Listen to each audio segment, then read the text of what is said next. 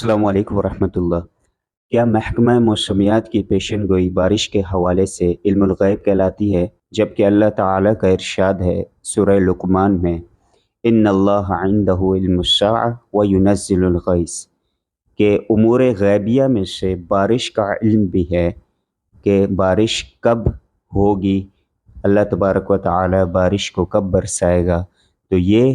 علم بھی اللہ تبارک و تعالیٰ کے غیبی علوم میں سے ہے، یہ علم خاص ہے اللہ تبارک و تعالیٰ کے ساتھ۔ لیکن آئے دن ہم اخباروں میں اور نیوز میں سنتے رہتے ہیں کہ فلاں دن بارش ہوگی، کل بارش ہوگی، اگلے ہفتے بارش کا امکان ہے۔ تو کیا یہ علم الغیب اللہ تبارک و تعالیٰ کے ساتھ خاص ہے یا لوگوں کو بھی علم ہے اور یہ علم الغیب نہیں ہے؟ اس حوالے سے رب تعالیٰ کا جو ارشاد ہے کہ علم الغیب بارش کے حوالے سے اللہ تبارک و تعالیٰ کو ہی ہے، تو اس کا مطلب یہ ہے کہ بارش کا حتمی علم اور یقینی علم اللہ تبارک و تعالیٰ کے لیے خاص ہے، جبکہ جو لوگ بارش کی پیشن گوئی کرتے ہیں وہ مخصوص آلات کے ذریعے بارش اور موسم کو ناپتے ہیں، جس سے انہیں کچھ اندازہ ہوتا ہے کہ بارش کا امکان موجود ہے یا نہیں۔ اسے علم الغیب نہیں کہتے بلکہ اسے حسی علم کہا جاتا ہے، کیونکہ ایسا علم جو کسی وسیلے کے ذریعے یا کسی آلات ٹولز کے ذریعے حاصل کیا جائے تو وہ علم الغیب نہیں کہلاتے بلکہ وہ حسی علم ہوتا ہے۔ اور اسی طرح محکمہ موسمیات کے پاس جو پیشن گوئی ہوتی ہے وہ حتمی اور یقینی بھی نہیں ہوتی، کیونکہ امکان ہے کہ ان کی پیشن گوئی غلط بھی ثابت ہو، اور کئی مرتبہ ایسا بھی ہوتا ہے کہ ان کی پیشن گوئی غلط بھی ثابت ہوتی ہے۔ اور دوسری بات یہ کہ ان کی جو پیشن گوئی ہوتی ہے وہ مخصوص کچھ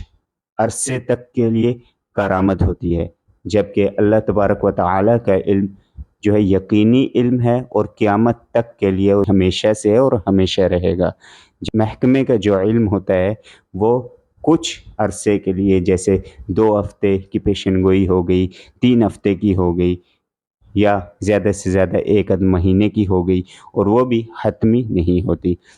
اسی طرح اللہ تبارک و تعالیٰ کا ارشاد ہے قُلْ لَا يَعْلَمُ مَنْ فِي السَّمَاوَاتِ وَالْأَرْضِ الْغَيْبَ إِلَّا اللَّهُ، یعنی آسمان اور زمین میں